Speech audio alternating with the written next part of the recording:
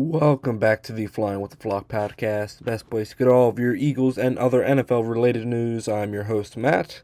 And ladies and gentlemen, we have made it to week 3 of the NFL regular season. A lot of news to get through, so let's keep this intro quick. If y'all could leave a like and subscribe down below, that would be much appreciated. Follow me on other platforms to stay updated with what's going on with the podcast and so on and such.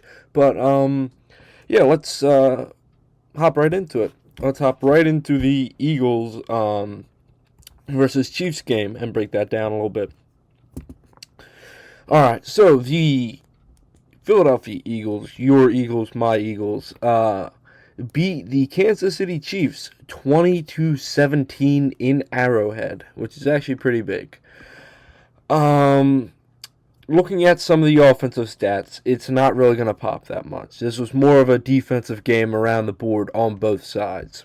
Jalen Hurts went 15 of 22, 101 passing yards. On the ground, he had 9 carries for 15 yards and 1 touchdown. Saquon Barkley was your lead rusher for the game with 22 carries for 88 yards and 1 touchdown. Receiving, again, not a really big game. Devontae Smith, 4 receptions for 53 yards. He had like 7 or 8 targets, so a couple of drops there, but they were tricky balls there. A.J. Brown went 5 of 27, and Saquon Barkley went 2 of 6. Defensively, we didn't get too much pressure on the quarterback without it being like a sack. Zadarius Smith had a half a sack. Andrew Mabuka had half a sack. We'll get back to Drew Mabuka in a second here. Moro Jomo had a sack. So none of the big guys yet have a single sack this season. None of the Nolan Smiths, Jalen Carters, Jordan Davises have a single sack on the season so far. Though it looked like Jalen Carter maybe got a little bit injured, at least on his, I think it was his right wrist during the game, so that's kind of to be expected. Drew Mabuka came up with the only interception of the game off of a deflection right out of the hands of the one, the only Travis Kelce. That kind of swung the momentum back into the Eagles' favor when it looked like the game might get out of hand a little bit. And ultimately probably was one of the game-winning plays in the entire game. Yes, but the Eagles were not able to get consistent pressure on Mahomes without it being a sack. Most of the time, uncharacteristically, they ran man coverage, and Mahomes just got out of the pocket and found a lane and scrambled down the field for at least a first down.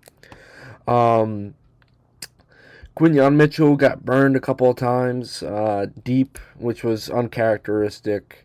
Like I already said, defensive line wasn't getting home. Luckily, Drew Mabuka came up with that one interception, which was pretty nice. His first NFL interception. So it came at a big moment. So hats off to Drew Mabuka.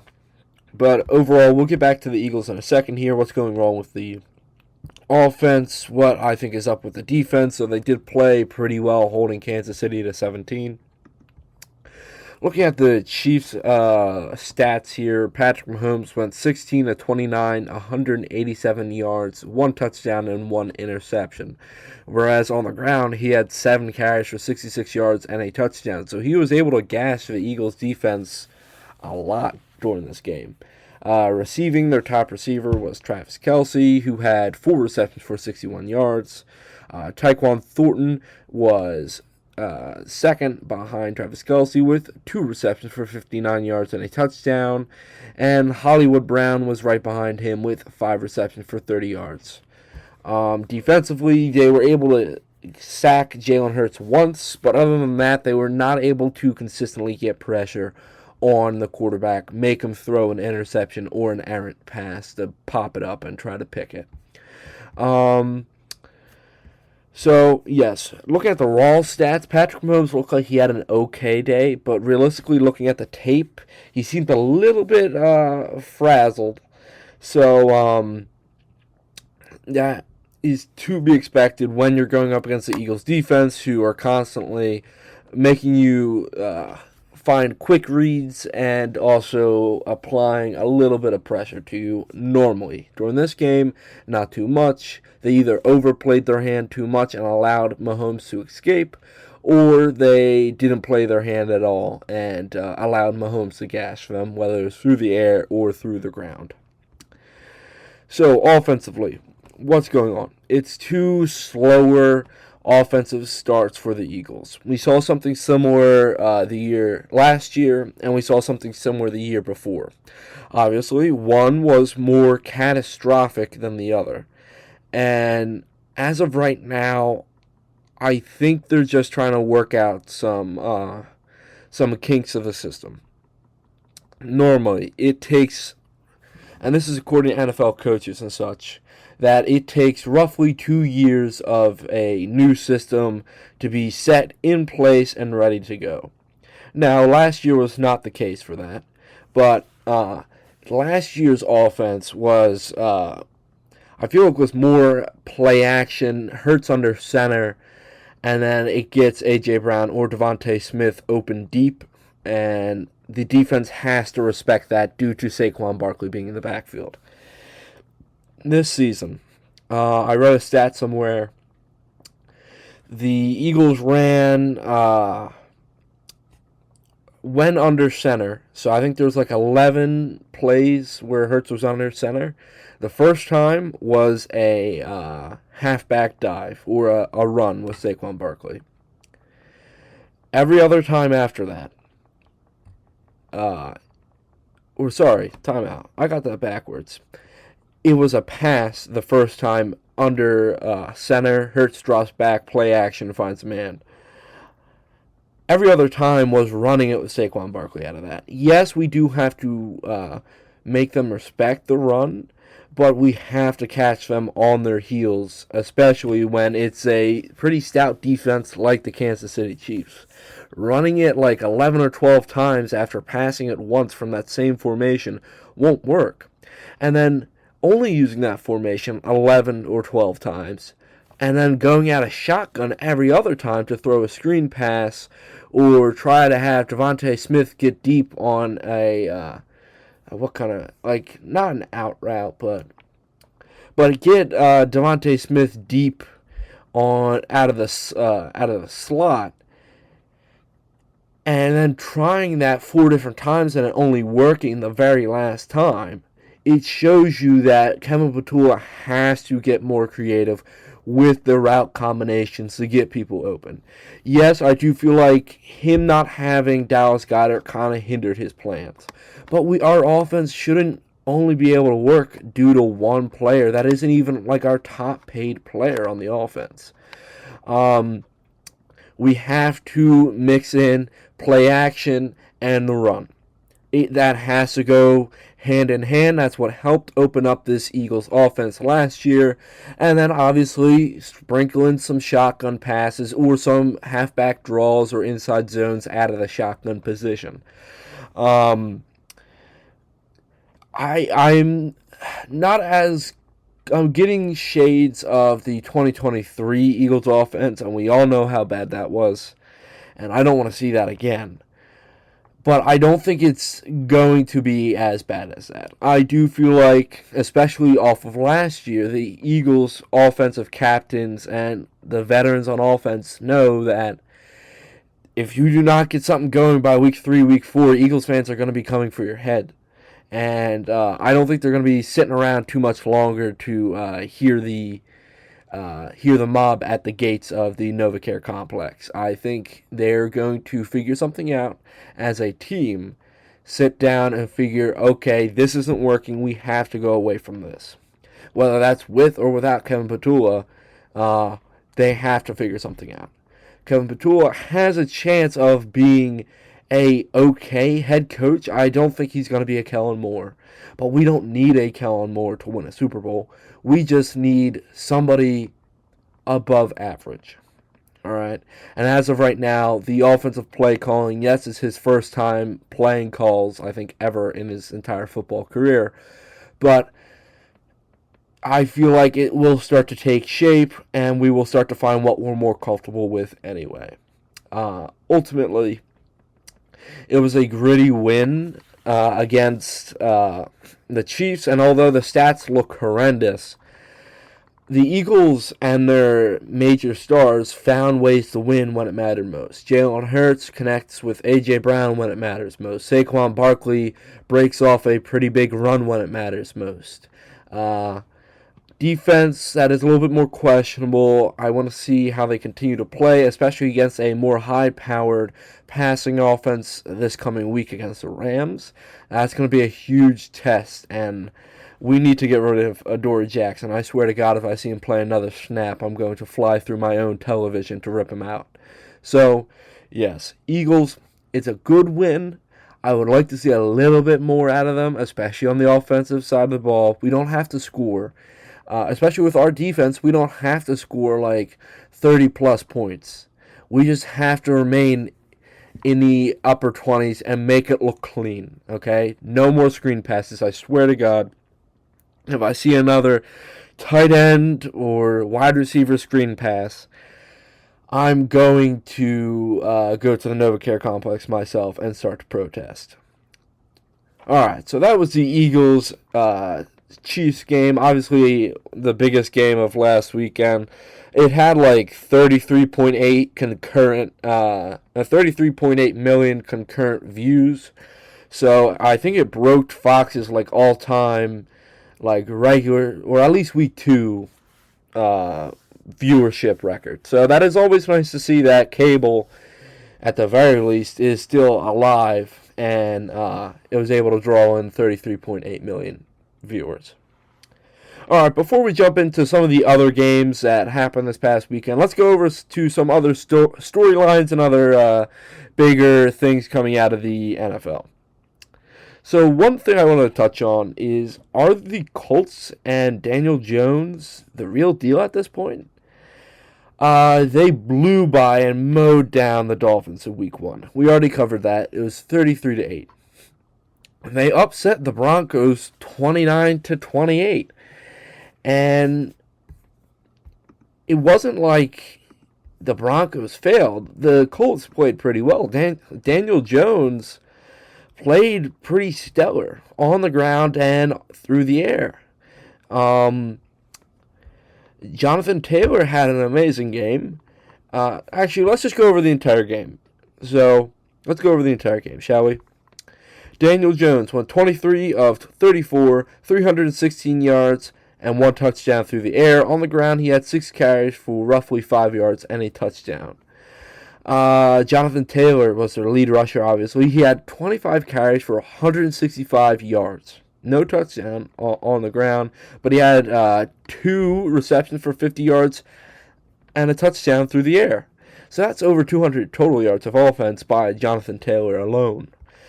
Tyler Warren remains Daniel Jones's one of his top targets with 4 receptions for 79 yards. Alec Pierce, 4 receptions for 68 yards. Josh Downs, 6 receptions for 51 yards. And Michael Pittman with 4 receptions for 40 yards. So Daniel Jones is spreading this ball out a lot, besides Jonathan Taylor, through this entire offensive scheme. Defensively, they were not really able to apply too much pressure on the quarterback, but they were able to get an interception off of Bo Nix. Cameron Bynum was the one that had the interception off of Mo Picks, or Bo Nix. But, yeah, defensive-wise, it was not a stellar performance. You would hope that the defensive line, especially the veterans like DeForest Buckner, would step up and be an anchor for this entire defense. Looking at the Broncos, Bo Nix went 22 of 30, 206 yards, 3 touchdowns, and 1 interception. J.K. Dobbins had 14 carries for 76 yards and 1 touchdown. Receiving wise, their top receiver was Troy Franklin with 8 receptions for 89 yards and 1 touchdown. Marvin Mims was behind him with 2 receptions for 24 yards and a touchdown.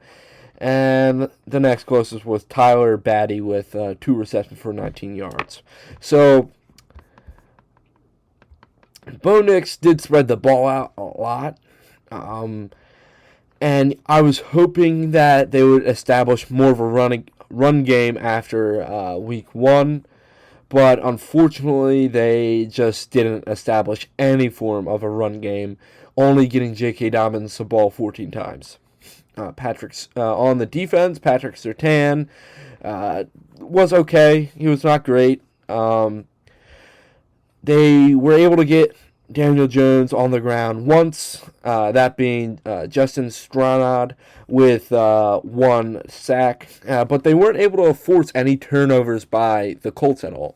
So, yeah, the Colts just overpowered the Broncos, and I know the final call at the end of the game, the leverage call when a Broncos special teamer pushed down on the back of, I think it was the right guard of the Colts during the final field goal, and they called leverage on that, and then who's their kicker? Who's the Colts kicker? Spencer Strader nails the second field goal to put the Colts over top of the Broncos. But yes, the Colts are now sitting at 2-2 compared to better teams like the Broncos, and Daniel Jones has legit looked like an MVP candidate in Shane Steichen's offensive system. So that proves to me either Anthony Richardson is so bad that he makes such a high-power offensive system look like a bunch of preschoolers playing two-hand touch football, or Daniel Jones just adds a new element that Anthony Richardson never had, which is weird to say. The whole team seems to be rallying around Daniel Jones at this point. I mean, you've seen them on the sidelines during like the broadcast, like pumping Daniel Jones up, and Daniel Jones doing the same thing back to them when they need it. And it's really helped elevate the entire team's play. They should be realistically 1-1 at this point. But they have proven themselves to be a problem for other teams that were playoff teams last year. So that brings up the major question is, what do they do with Anthony Richardson? I don't know, if you want to be honest. I think you wait till the entire season plays out and see how Daniel Jones does. If he is like top 3 in the MVP voting, you're going to be in a really awkward situation where you got this guy that's top 3 in MVP that can play your system very well and most likely got you into the playoffs. But what are you going to do about this this guy going into his 4th year? His rookie contract is going to be up.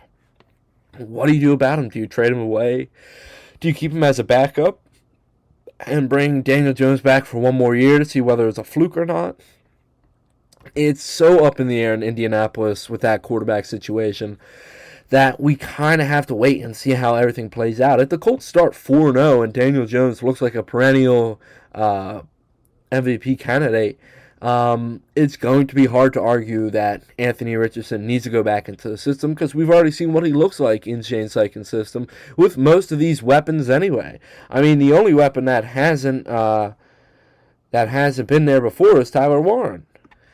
But I'm not sure. We're going to see, and I'm going to follow this story, especially through the NFL season. If the Colts can explode to like 4-0, 5-0, or like 4-1, or 3, even 3-2 would be better than what most people would have expected out of them. And they're leading their division. Why stop the Daniel Jones funhouse? Indiana Jones has to go into the Temple of Doom there. Alright, anyway, moving on to the next topic. This one's going to be a little bit shorter because we already touched on the Chiefs, but are the Chiefs really an 0-2 bad team? No, not really. All right, I know a lot of the people in the media want to overblow this, but I'm going to give you it straight. All right, game one, they looked like a mediocre team at best. But you have to remember that they had to fly down to Brazil. They had to get set, and they had to get adjusted to everything down there a couple days before the game. Um, but they just looked like they got out physical by both uh, the Chargers and the Eagles as well. But game two against the Eagles, they looked like a more put together team, especially being at home. They could get readjusted to back to what they're normally used to, and they could keep moving forward. They continue to lean on their defense as a crutch, though, and we've seen how that's worked out for them in the past, like year or two. One year they won the Super Bowl, the other year they lost, but they were still in it. But it's going to be interesting to see how this offense starts to look as they start to get pieces back.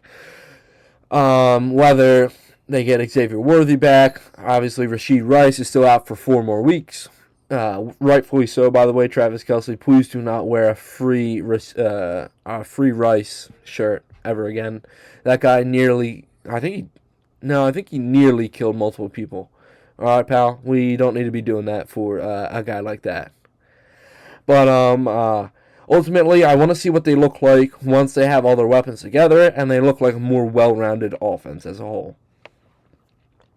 Alright, so we got some more important stuff that affects many different teams.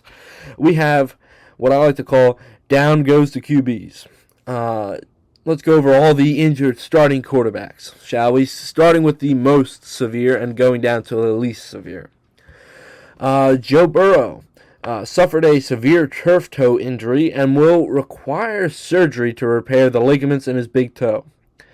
Needed help to get off the field and ultimately will be sidelined for at least 3 months. And because of that, depending on how the entire Bengals team does, they might miss the entire he might miss the entire season and not have a chance to play in the playoffs. This is starting to become a theme with Joe Burrow. He's one of the best quarterbacks on the field. To me, he is top 4 in quarterbacks. Obviously, you can't put him ahead of Mahomes or Allen or Lamar because they all have MVPs and they've all shown that they could be a possibility to be a Super Bowl winning quarterback. Joe Burrow, yes, he's been to the Super Bowl and he lost, but that's once, and that was his sophomore year, and he's really not been consistently on the field enough since then to ultimately show what he could do. Yes, last year he was on the field pretty consistently. I feel like he might have been injured early on, at least 1 week if I can remember. But I do fear that this is becoming a theme, that he's like a top quarterback. He can throw for like 5,000 yards, 50 touchdowns, less than like 5 interceptions in a season, but he will ultimately get injured. And it really depends on how major that injury is. And so it's kind of depressing to see such a highly touted quarterback constantly go down because the Bengals refuse to draft offensive line, and rather, instead of drafting Penei Sewell and allowing Joe Burrow to throw to anybody, they drafted Jamar Chase and allowed anybody to block for Joe Burrow. And that's just not how it should be in the NFL. Next one, we got J.J. McCarthy suffered a sprained ankle in his second start during the Sunday Night Football loss against the Atlanta Falcons. Carson Wentz is to start Week 3 for the Vikings. Oh yeah, Jake Browning's supposed to start for the Bengals. But Carson Wentz is to start Week 3 for the Vikings this upcoming week. God bless Vikings Nation. God bless you all. I'm just going to leave it there.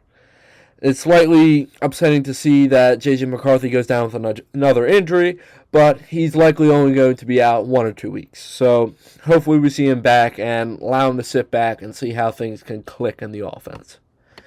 Jayden Daniels suffered a sprained knee in the Thursday Night Football loss to the Green Bay Packers. Marcus Mariota is likely to be the starter Week 3. Though Daniel Jones still... Oh, not Jan. Oh, my God.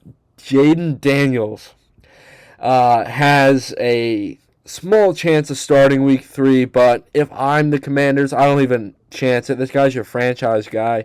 He can win you games in the playoffs.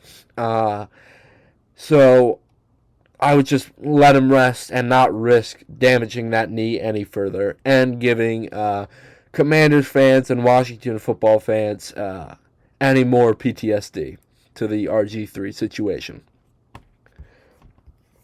Alright, so that's all the news headlines that I wanted to cover. Let's get into some of these NFL games. Some of these games I'm going to skip over pretty quickly. That were kind of blowouts or just like the Bills-Jets I'm going to briefly go over, but it's going to be real brief. Boring games like Falcons-Vikings, Chargers-Raiders, Bears-Lions. I'm going to go over quickly. I'll give you the raw stats, but I'm not going to give too much commentary on. So without further ado, let's touch on the Thursday night football match of the Green Bay Packers versus the Washington Commanders. Green Bay won 27-18. Looking at their stats, Jordan Love went 19-31, 292 yards, and 2 touchdowns through the air. On the ground, he had 3 carries for 12 yards. Their lead rusher was Josh Jacobs with 23 carries for 84 yards and 1 touchdown. Tucker Kraft was their top receiver with 6 receptions for 164 yards and 1 touchdown. I believe I saw that this is the first time that a tight end led the Packers in receiving since I believe the Aaron Rodgers Hail Mary game, because obviously the tight end caught the pass. So, yeah. But Dontavian Wicks, I believe he went down with an No, he did not go down with an injury. I'm thinking of Jaden Reed. That's it. But so they have had a couple injuries to their receiving core. Dontavian Wicks, 4 receptions for 44 yards. Romeo Doubs, 3 receptions for 28 yards and 1 touchdown. Matthew Golden put up goose eggs across the board. Who was it? It was Jaden Reed. Went down with a broken collarbone. He is likely to be out 6 to 8 weeks with that injury.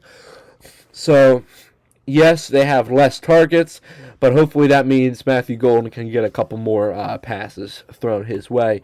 Defensively, they ate this entire Commanders team alive.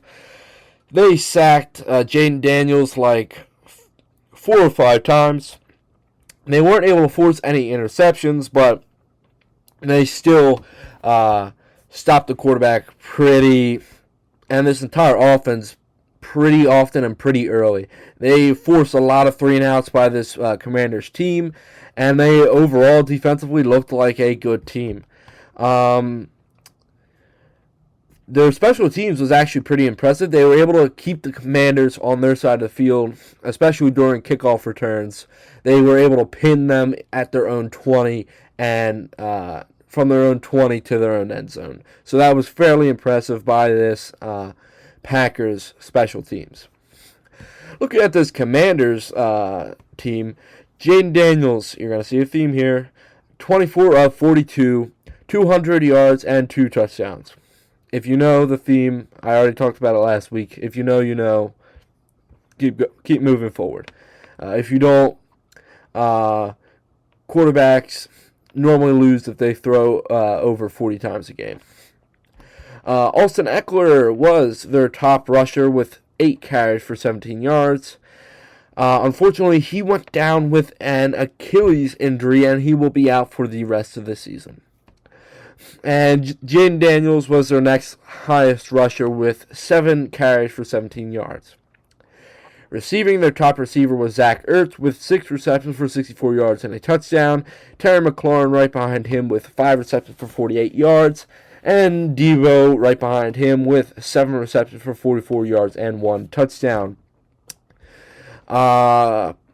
Before we get back to my notes on this game, defensively they were able to get after Jordan Love. It looks like twice. They were able to put him on the ground, but they weren't able to apply consistent enough pressure to force any turnovers by Jordan Love. Like I said, Terry McLaurin just looks like he's out of rhythm. And that is slightly concerning because that is Jaden Daniels' best target. And if he's out of rhythm, that means the entire offense that is kind of based around him could be off of rhythm as well, which is why they've looked stale in the past 2 games against the Giants, against the Packers. And now their franchise guy has a knee injury, and we don't know how long he's going to be sidelined for. Most likely just 1 week, but it could be more. This Packers defense really did a number on the Commanders, who are now sitting 1-1, and are going to have to be in a dogfight with what it looks like to be a good Cowboys team and a pretty decent Giants team. So we're going to have to see how they end up, but I am still slightly concerned about how this Commanders team performed during this game. Continuing to talk about the NFC East, let's go over to the matchup down in Big D, that being the Cowboys versus the New York Giants. Dallas beat the Giants 40-37 in overtime, and this was a shootout, ladies and gentlemen. Russell Wilson looked like vintage Russell Wilson. Taking a look, Russ went 30 of 41, 450 yards, 3 touchdowns, and 1 interception. On the ground, their lead rusher was Cam Skattebo with 11 carries for 45 yards and 1 touchdown. Russ had 3 carries and 32 yards himself, and Tyrone Tracy had 5 carries for 15 yards. Receiving, their top receiver was Malik Neighbors with 9 receptions for 167 yards and 2 touchdowns, followed by Wan'Dale Robinson with 8 receptions for 142 yards and 1 touchdown. And the next one isn't even close. It's Darius Slayton with 2 receptions for 61 yards. Defensively, they were able to get after the quarterback a few times. It looks like 3 or 4. So they were able to use this dominant defensive line to apply pressure and force Dak to throw in an interception. So it looks like this defense kind of stepped up when it needed to. Dak Prescott, speaking of him, he went 38 of 52. 321 yards, 2 touchdowns, and 1 interception. And on the ground, he had 3 carries for 17 yards. Their top rusher was Javonte Williams with 18 carries for 97 yards and 1 touchdown. And Javonte Williams has kind of proven himself to be a consistent running back for the Dallas Cowboys. Receiving, Butterfingers McGee, otherwise known as CeeDee Lamb, had 9 receptions for 112 yards. Jake Ferguson was right behind him with 9 receptions for 78 yards. George Pickens had 5 receptions for 68 yards and a touchdown. And Kevontae Turpin had 4 receptions for 47 yards and a touchdown. He also had 2 carries for 6 yards as a running back. So keep that in mind that they're using him as like a gadget player on offense. Defensive-wise, they were able to get after Russ, it looks like twice, so their defensive line continues to be a problem, and they're not able to apply consistent pressure to the quarterback off of that defensive line, but they did force Russ to throw an interception, so I guess it did eventually work, or it was just an errant pass by Russ. Who knows? I wasn't watching because I don't like either of these teams. So, yeah. Overall, this was a shootout. This went into overtime. You had Russ throwing Hail Marys and making it Dak making vintage Dak deep passes. But both quarterbacks found a fountain of youth during this game and turned back the clock a little bit. Russ, if he can continue this production, I wouldn't be surprised if the Giants can be a problem for many teams in the NFC and in the NFL as a whole. Dallas, obviously, 1-1 on the season, have looked rocky. I want to keep that in mind. They are still 1-1, and they're still a decent team, but it's not like they're winning these games by much, but I can't say too much different about my Eagles. So, they've looked okay. I want to see them go up against like a Buffalo Bill or a Baltimore Ravens and beat them before I can even say that they're going to be a really good team. But who knows? Sky's the limit for Dallas, and the Giants keep pushing, and eventually, if you guys keep knocking on that door, eventually it will kick right in. All right, next up we have Seahawks Steelers. Let's go through this one quickly. This was a little bit of a snooze fest. Sam Darnold went 22 of 33, 295 yards, 2 touchdowns, and 2 interceptions. Kenneth Walker was their top rusher with 13 carries for 105 yards and 1 touchdown, though Zach Charbonnet had more carries with 15 carries for 10 yards. Receiving, Jackson Smith and Jigba has his second 100-plus receiving yard game this season. Already ties last year's record of 200-plus yard receiving games.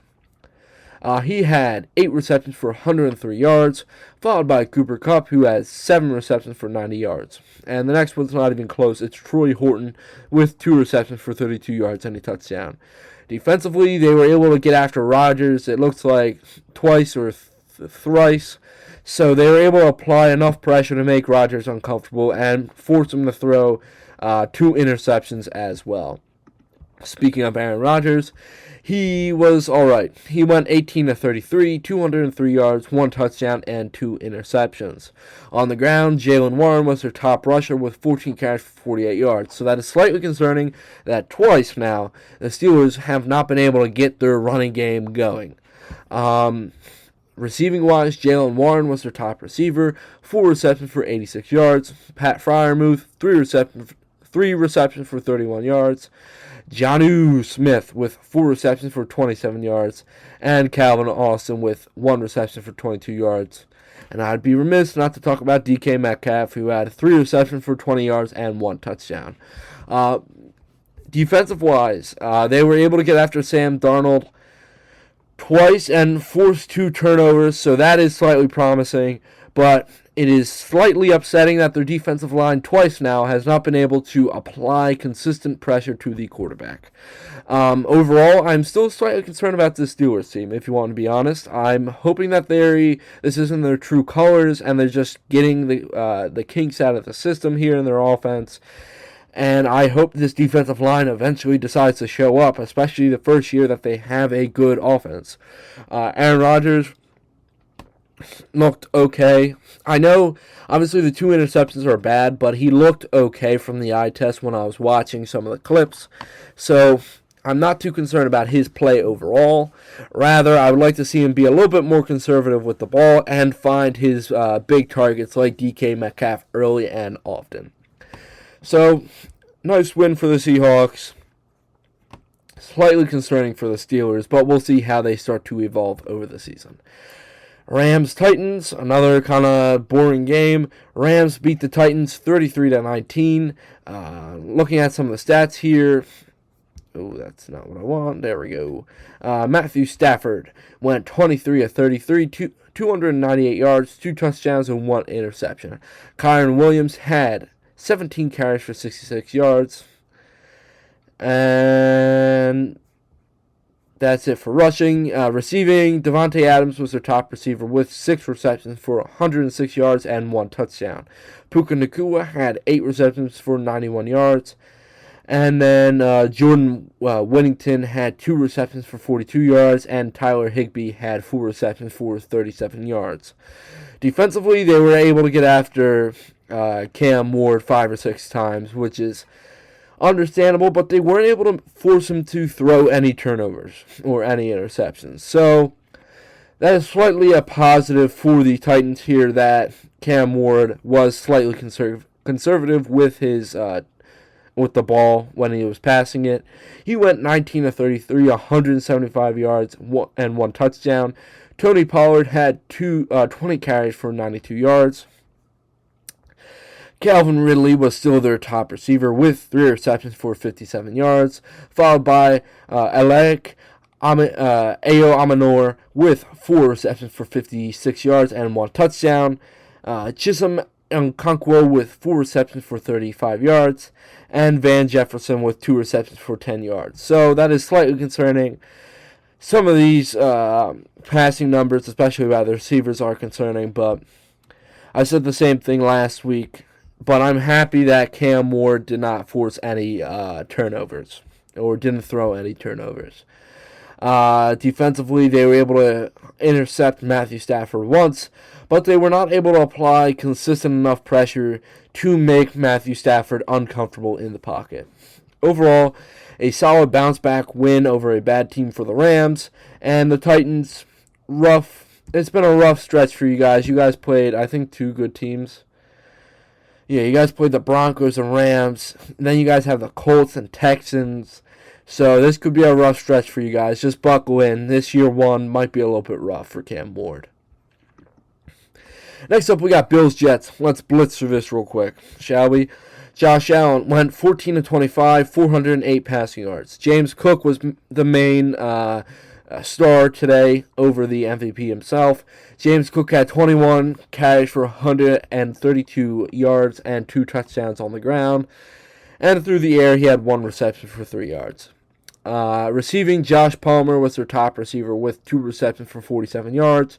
Dalton Kincaid right behind him with 4 receptions for 37 yards. Elijah Moore with 1 reception for 31 yards. And Keon Coleman with 3 receptions for 26 yards. Looking at the Jets, Tyrod Taylor eventually came in. That's how bad Justin Fields was doing. Justin Fields, let's start with him. He went 3 of 11, 27 yards through the air, and then 5 carries for 49 yards. Tyrod Taylor, he went 7 for 11, 156 yards, and 1 touchdown through the air. He had 3 carries for 21 yards himself. Their top rusher was Justin Fields with 5 carries for 49 yards, like I said earlier, but Breece Hall had 10 carries for 29 yards. Garrett Wilson, concerning numbers, especially over the past 2 weeks, he had 4 receptions for 50 yards. Breece Hall right behind him with 2 receptions for 9 yards. Arian Smith with 1 reception for 8 yards. And those were their top receivers. Defensively, they were able to sack the quarterback once, and they were not able to force any turnovers. So this is slightly concerning to me for the Jets. They took a massive step back after last week, and Justin Fields majorly took a step back, even to the point where they pulled him and put Tyrod Taylor in. So he's not injured, right? I don't think he's injured. So he suffered a concussion. That explains the Tyrod Taylor part. He wasn't having a good game before that, but he eventually suffered a concussion. That explains that. I know Josh Allen got a broken nose during the game, and then Mitch Trubisky came in, but Mitch Trubisky didn't do much of anything when he was in, so that's why I didn't talk of him. But this is a slightly concerning sign for the Jets that they were not able to get ahead on defense and then run the ball on offense, but who knows. The Patriots beat the Dolphins 33-27. Drake May went 19 of 23, 230 yards, and 2 touchdowns through the air. Ramondre Stevenson had 11 carries for 54 yards. He was their top rusher. And then Drake May was right behind him with 10 carries for 31 yards and 1 touchdown. Ramondre Stevenson was their top receiver as well with 5 receptions for 88 yards. Austin Hooper right behind him with 3 receptions for 38 yards. And Stephon Diggs right behind him with 4 receptions for 32 yards. This defense was able to get after the quarterback 5 or 6 times, but they weren't able to force too many turnovers by Tua Tagovailoa. Speaking of Tua, he went 26 of 32, 315 yards through the air, 2 touchdowns, and 1 interception. On the ground, Devon Achane was their top rusher with 11 carries for 30 yards. Tyreek Hill, top receiver, better game this week. He had 6 receptions for 109 yards. Devon Achane was right behind him with 8 receptions for 92 yards and a touchdown. Jalen Waddle right behind him with 5 receptions for 68 yards and a touchdown. And that's really anybody of note in the receiving game. Defensively, they were able to get after Drake May 3 times, but weren't able to force any turnovers by him as well. Overall, slightly concerning 0-2 start for the Dolphins. A nice gritty win for the Patriots here, especially after a loss, so that is encouraging. I would like to see how both teams do next week, especially with the Dolphins coming up against the Bills. They might get blown out, but if they can keep it competitive, that might be slightly encouraging. And the Patriots play the Steelers, who just got beat at home, so that's going to be a possible rough game for them as well. But overall, Patriots, nice win. Dolphins, slightly concerning that you guys slide to 0-2. Mike McDaniels is definitely on the hot seat. We just got to see how it all pans out. Bengals, Jaguars. Let's start with the Jaguars because the Bengals situation is a little bit more messy. Trevor Lawrence went 24 of 42, 271 yards, 3 touchdowns, and 2 interceptions. Travis Etienne had 14 carries for 71 yards. And behind him was Baishal Tutin with 8 carries for 41 yards. Their top receiver was Parker Washington with 5 receptions for 76 yards, followed by Diami Brown with 5 receptions for 51 yards and 1 touchdown. And Brian Thomas Jr. had 4 receptions for 49 yards. It is slightly concerning that Brian Thomas only had 4 receptions off of like 9 targets. He has a little bit of a drop problem early, especially first week and this week. I would like to see him turn it around, but overall, I guess he's fine, but it's still slightly concerning to see that. Travis Hunter himself had 3 receptions for 22 yards on offense, and on defense he had 2 tackles, and that was really it on defense. The overall defense was able to force 3 turnovers by Jake Browning, and they were able to sack the quarterback, it looks like 3 or 4 times. And they did injure Joe Burrow, but obviously they didn't mean to do that. So, pretty nice outing for this Jaguars defense, even though they lost. Speaking of the winning team now, Joe Burrow, when he was in before his injury, he went 7 of 13, 76 yards and 1 touchdown. But he was only in very little during the game. Jake Browning came in for most of the game. He went 21 of 32, 241 yards, 2 touchdowns, and 3 interceptions. Chase Brown was not overly productive on the ground. He had 16 carries for 47 yards. Through the air, Jamar had a pretty good game with 14 receptions for 165 yards and 1 touchdown. T. Higgins right behind him with 3 receptions for 56 yards and a touchdown. And nobody else on this Bengals offense was even close. Defensive-wise, they were not consistently able to get after the quarterback. They got 1 sack, but they were able to intercept Trevor Lawrence twice, so I guess that is slightly good. They had Chase Brown playing defense. It was probably when Jake Browning threw one of the interceptions. That makes more sense because they also have Jamar Chase. That really confused me there. I thought they were trying to pull a Jaguars and have a 2-way player. But overall, good win by the Bengals, though you guys lost your major piece now. You guys are going to have to find a way to stay afloat, at least until he gets back. Jaguars, you guys are sitting at 1-1 in a pretty tight division. I wouldn't be too upset. You guys played a good game. You just want to see Trevor Lawrence cut back on all the interceptions. Speaking of a pretty blah game, we have the San Francisco 49ers beating the New Orleans Saints 26-21. Mac Jones started for the 49ers this week. He went 26 of 39, 279 yards, and 3 touchdowns. Maybe proving that Brock Purdy is a system quarterback. Who knew? Christian McCaffrey had 13 carries for 55 yards on the ground, followed by Brian Robinson Jr. with 6 carries for 20 yards. Through the air is where they did most of their damage. Juwan Jennings had 5 receptions for 89 yards and a touchdown. Ricky Pearsall was behind him with 4 receptions for 56 yards. And Christian McCaffrey was right behind him with 6 receptions for 52 yards and a touchdown. This defense was able to sack the quarterback twice, but they weren't able to apply consistent enough pressure to force Spencer Rattler to turn over the ball. Speaking of Spencer Rattler, he had a pretty decent outing himself. He went 25 of 34, 207 yards, and 3 touchdowns. Rushing-wise, their top rusher was Alvin Kamara with 21 carries for 99 yards. Their top receiver was Chris Olave with 6 receptions for 54 yards, followed by Rashid Shaheed with 4 receptions for 52 yards and a touchdown, and followed by Juwan Johnson with 5 receptions for 49 yards and a touchdown. Defensively, they were able to sack the quarterback 3 times, but they were not able to force him to turn over the ball.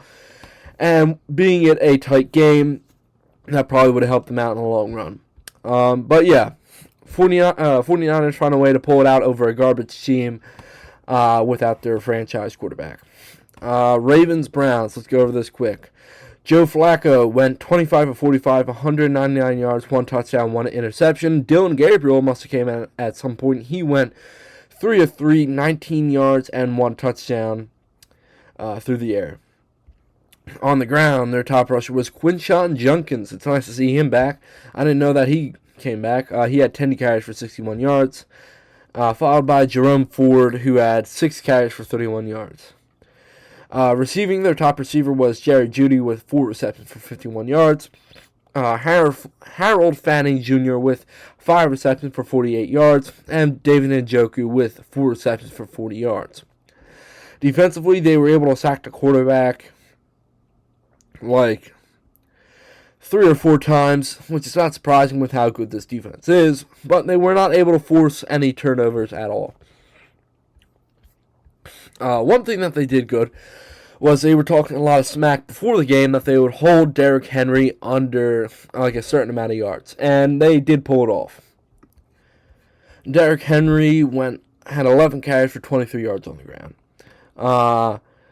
Lamar, passing-wise, he went 19 of 29, 225 yards, and 4 touchdowns through the air. On the ground, he had 2 carries for 13 yards, which is kind of uncharacteristic for Lamar, but oh well, he can get it done as a passer too. Receiving-wise, Zay Flowers, the top receiver, with 7 receptions for 75 yards, followed by DeAndre Hopkins with 2 receptions for 64 yards and a touchdown. Followed by Dantes Walker with 2 receptions for 26 yards and 2 touchdowns. And yeah, that was kind of it. Roquan Smith had a pretty busy day, but he normally does anyway, so on the defense, so you got to give it up to him normally. Defensive-wise, they were able to apply consistent enough pressure to Joe Flacco to put him off his base and force him to throw an interception. So, yes, that is slightly impressive by this Ravens team here, especially coming off of a blown loss like that. Let's see if they can consistently keep up numbers like this moving forward. And hey, you guys scored 40-plus points and won this time. Think about that. All right, let's blitz through this one. This is Lions-Bears. Lions beat the Bears 52-21. Caleb Williams went 19 of 30, 207 yards, 2 touchdowns, and 1 interception. Tyson Bagent eventually came in, went 2 of 3 for 27 yards. Rushing-wise, DeAndre Swift was their top rusher with 12 carries for 23 yards and 1 touchdown. Receiving-wise, Rome Odunze had himself a day. He had 7 receptions for 128 yards and 2 touchdowns. DJ Moore was the next closest with 5 receptions for 46 yards, followed by Cole Kmet with 2 receptions for 29 yards. Defensively, they were not able to apply pressure to Jared Goff whatsoever, so they just weren't able to make him throw any incompletions too much or any errant passes. Speaking of Jared Goff, he went 23 of 28, 334 yards, and 5 touchdowns through the air. Rushing-wise, Jahmyr Gibbs had more of a bounce-back game. He had 12 carries for 94 yards and 1 touchdown, followed by David Montgomery with 11 carries for 57 yards and 1 touchdown, making them still a pretty good duo for a fantasy league. Amon-Ra St. Brown had a monster game. He had 9 receptions for 115 yards and 3 touchdowns, followed by Jameson Williams with 2 receptions for 108 yards and 1 touchdown, followed by Isaac Tesla with 1 reception for 29 yards. Defensive-wise, they were able to sack the quarterback a few times, and they were able to make him throw an interception. So overall, a pretty nice game by this entire Lions defense, and it's nice to see that Aiden Hutchinson has his first sack, being back with the Bears. With being back with the Lions. It just happens to be against the Bears, which is always nice for them. We already went over Broncos Colts. We have Panthers Cardinals. Cardinals moved to 2-0 on the season after beating the Panthers 27-22. Looking at the Cardinals, Kyler Murray went 17 of 25, 220 yards, passing, one touchdown and one interception. On the ground, he had 7 carries for 32 yards as well. James Conner was their top rusher, though it was not that many rushing yards as one would hope. He had 11 carries for 34 yards and 1 touchdown. Their top receiver was Trey McBride with 6 receptions for 78 yards, followed by Elijah Higgins with 2 receptions for 45 yards, Trey Benson with 4 receptions for 30 yards, and Marvin Harrison Jr. with 2 receptions for 27 yards. Defensively, they were able to sack the quarterback a few more times, which is kind of promising, especially coming off of last week, where pressure off of the defensive line was few and far between. They were able to intercept Bryce Young once, and they were able to apply enough pressure to him to make him uncomfortable in the pocket. Speaking of Bryce Young, holy Jesus, he went 35 of 55, 328 yards passing, and 3 touchdowns, 1 interception. He also had 2 carries for 2 yards, which doesn't mean a lot. Their top rusher was Chuba Hubbard with 10 carries for 38 yards, and that's really all worth noting. That is slightly concerning that they only got him the ball on the ground that many times. Though receiving, he had 5 receptions for 39 yards and 1 touchdown. Overall, though, receiving-wise, Terrell McMillan has 6 receptions for 100 yards, followed by Jatavion Sanders with 7 receptions for 54 yards, followed by Hunter Renfrow with 7 receptions for 48 yards and 2 touchdowns. All right, nice to see Hunter Renfrow getting back into the fold. Defensively, they were able to apply a little bit of pressure to Kyler Murray, just not consistently enough to put him on the ground. They were able to intercept Kyler once, so it made the game a little bit closer than it needed to be. But Cardinals advanced to 2-0, remained tied for the top of the division.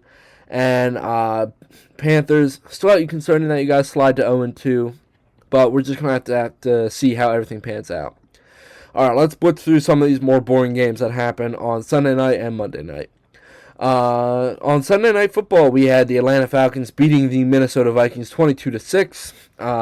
Michael Penix Jr. went 13 of 21, 135 yards passing, and had 1 carry for -1 yards. Rushing-wise, it was an amazing game for Bijan Robinson. He had 22 carries for 143 yards, and through the air, he had 3 receptions for 25 yards. Tyler Algier also had 16 carries for 76 yards and 1 touchdown. Drake London was their top receiver with three receptions for 49 yards, though I will say their best receiver in the clutch was Kyle Pitts with 4 receptions for 37 yards. Defensive-wise, they were able to sack the quarterback 5 or 6 times, and they were able to force 2 interceptions as well. Moving over to the Vikings offense, J.J. McCarthy went 11 of 21, 158 yards, and 1 touchdown. So he looked like more of that first half J.J. McCarthy against the Bears than he did the fourth quarter. Jordan Mason was their top rusher with 9 carries for 30 yards. That's a problem. They have to run the ball more to open up the play-action game. And J.J. McCarthy was their next highest rusher with 5 carries for 25 yards, followed by Aaron Jones with 5 carries for 23 yards. Through the air, their top receiver was who else but Justin Jefferson with 3 receptions for 81 yards, followed by Jalen Nailor with 3 receptions for 31 yards. Adam Thielen had 2 receptions for 26 yards. T.J. Hawkinson had 1 reception for 12 yards. Defensively, they were not able to... they got to the quarterback 3 times, so maybe they were able to get back to the quarterback consistently enough to force them to throw turnovers, but it just wasn't enough to make him actually throw those turnovers. So, good outing by the Falcons, rough outing by the Vikings. Let's see how this offense looks with Carson Wentz at quarterback this week, but Falcons comes away with a pretty dominant dub. Speaking of dubs, the Tampa Bay Buccaneers beat the Houston Texans on the first Monday Night Football game 20-19. Baker Mayfield won 25 of 38, 215 yards passing, and 2 touchdowns. On the ground, he had 3 carries for 33 yards himself. Bucky Irving was their top rusher with 17 carries for 71 yards, followed by Rachaad White with 10 carries for 65 yards and 1 touchdown. Through the air, Mike Evans led the charge with 5 receptions for 56 yards, followed by Bucky Irving with 6 receptions for 50 yards, and Sterling Shepard with 4 receptions for 34 yards. Emeka Mbuku had a little bit more of a quiet game, but he had 4 receptions for 29 yards and a touchdown. Defensive-wise, they were able to get after the quarterback quite a few times, and they pressured C.J. Stroud a lot. Speaking of C.J. Stroud, he went 13 of 24, 207 yards through the air, and 1 touchdown. On the ground, he had 4 carries for 27 yards. But their top rusher was a good-looking Nick Chubb, who had 12 carries for 43 yards and 1 touchdown. Receiving-wise, their top receiver was Nico Collins with 3 receptions for 52 yards and a touchdown. And their next closest was, Jaquavius Marks with 1 reception for 37 yards. Defensive-wise, they were able to get to the quarterback, 4 times, but they weren't able to make him throw any interceptions or such, or make him force any throws to turn the ball over. So, overall, good outing by the Buccaneers, rough outing by the Texans. But they kept it close against a playoff team, 2 playoff teams, so who knows, eventually something will click for the Texans.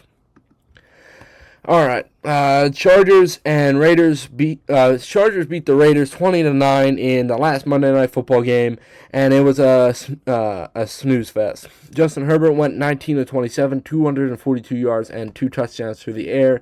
He was also their top rusher, which is slightly concerning. He went 9 carries for 31 yards. Their next closest rusher was Najee Harris with 8 carries for 28 yards, and Omarion Hampton with 8 carries for 24 yards. Their top receiver, again, was a man who figured out that humans have hands to catch the football, that being Quentin Johnson, with 3 receptions for 71 yards and a touchdown.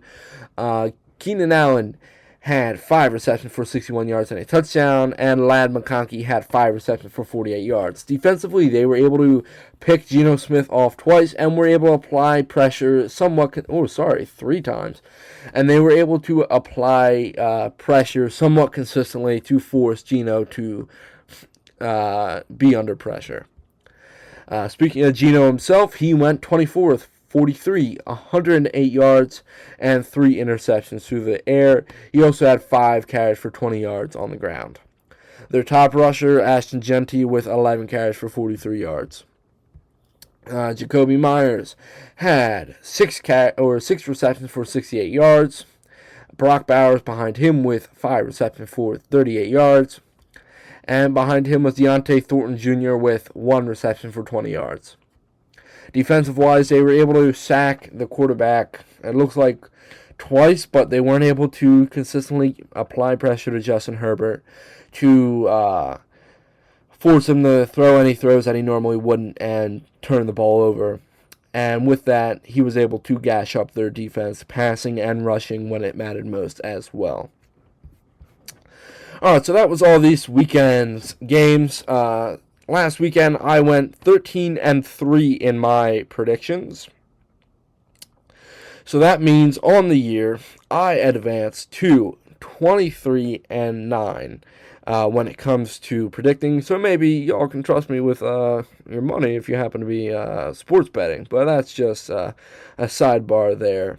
So let's get into my picks for this upcoming weekend. We're going to make this quick. I know the episode's over an hour. So let's do this nice and quick. Thursday Night Football, we have Bills-Dolphins. Really? the Bills are going to waffle stomp the Dolphins into oblivion.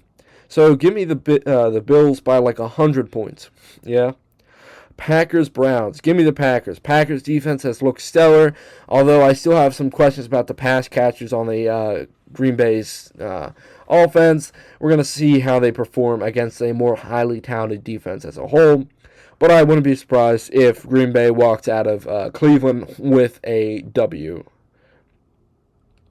Yeah, Bills Dolphins. The score is going to be like 45 to like 13.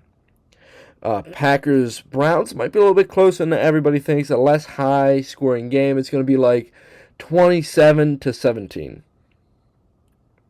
Colts Texans. Give me the Colts. Colts have just been playing on a tear, figuring out how to beat teams, and their offense looks explosive. Daniel Jones looks confident, and I like to see him sling the rock again here. Give me the Colts. And it's still a divisional game, so I feel it's going to be tight. But give me the Colts in a tighter matchup, 28 to 17. Bengals, Vikings. We have the battle of the backup quarterbacks. Give me the Bengals.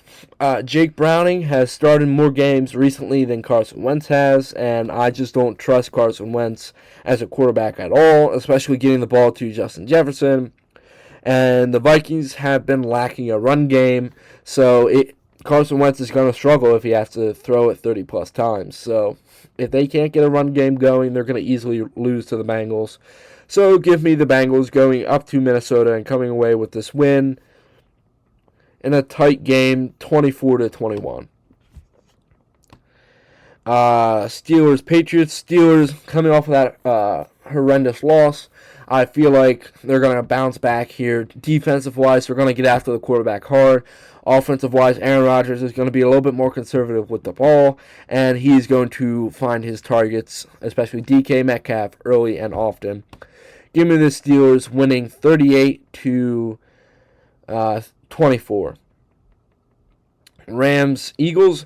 The Eagles are just going to find a way to win. And I think this week the offense is going to start to click a little bit, especially the passing game wise.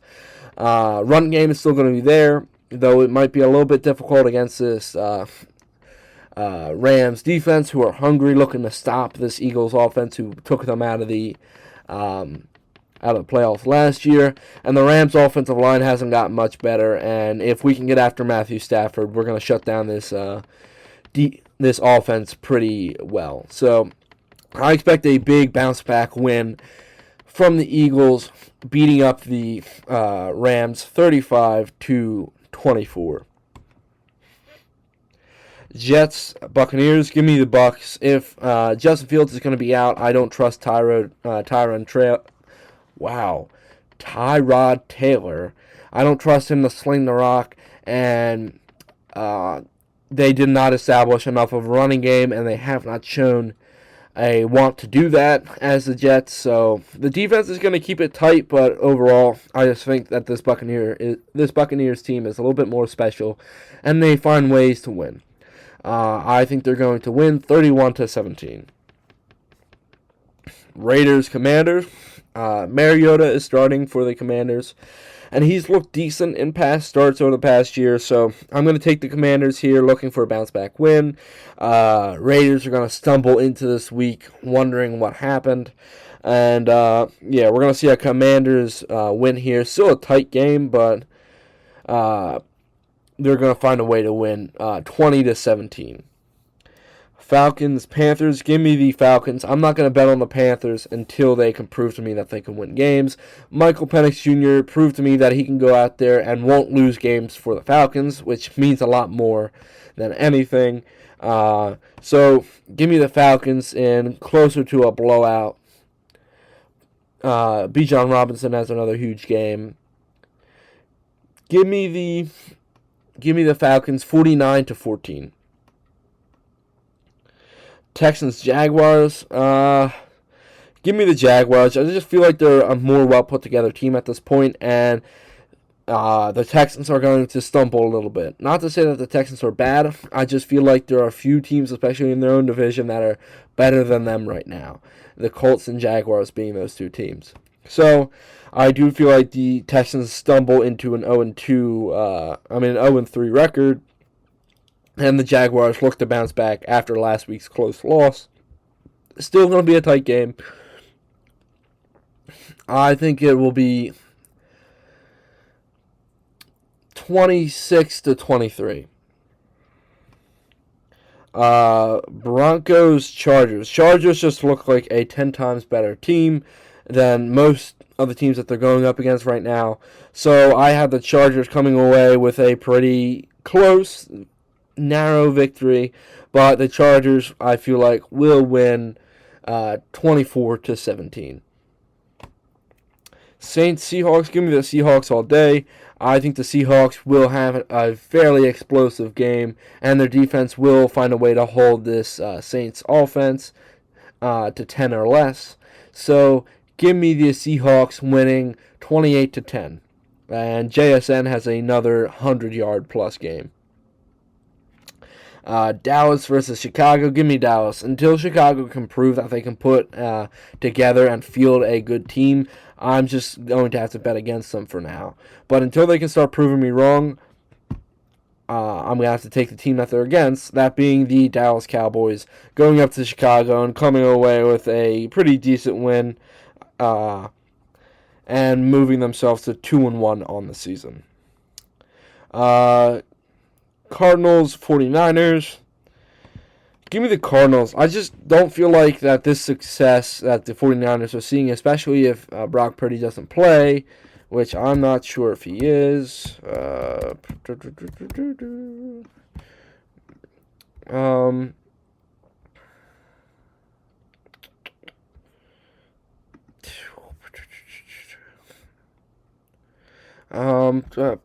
on. Just tell me whether he's going to. All right, 2 to 3 weeks, so he's probably going to be out this week. So give me the Cardinals going up to San Francisco and getting the upset, I guess, over the 49ers, allowing them to have the division lead in the NFC West. Oh, yeah, and I have them winning another probably close battle, but I have them winning 35-31. Chiefs, Giants. Give me the Chiefs. Chiefs are not going to start 0-3, and if they do, it's going to be a big story. Giants, the only way y'all can win this is if you guys make it a shootout and Russ is back to vintage Russell Wilson. But I just don't see that happening against the Chiefs here and this stout defense. So give me the Chiefs to go to 1-2 on the season, and they'd probably beat them in a more sloppy game than they like, 24-20. Lastly, that's Sunday Night Football. God, that's going to be horrible to watch. We have Monday Night Football. We have the Lions, Ravens. Give me the Ravens. Until the Lions can prove to me that they are a team that can beat other good teams, I just have to bet against them for now, which I don't like to do, but I have to do it. I have the Baltimore Ravens coming out with a pretty solid win against a playoff caliber team. I have the Ravens winning in a somewhat defensive battle, actually. I have the Ravens winning 28-23. All right, so that will do it for this week's episode of the Flying with the Flock podcast. I want to thank you guys for listening. I hope you guys like these longer episodes. That's just how I can cover all the bases a lot easier, but who knows what the future holds. And, yeah, I hope you all have a good rest of your day. And remember, go Birds.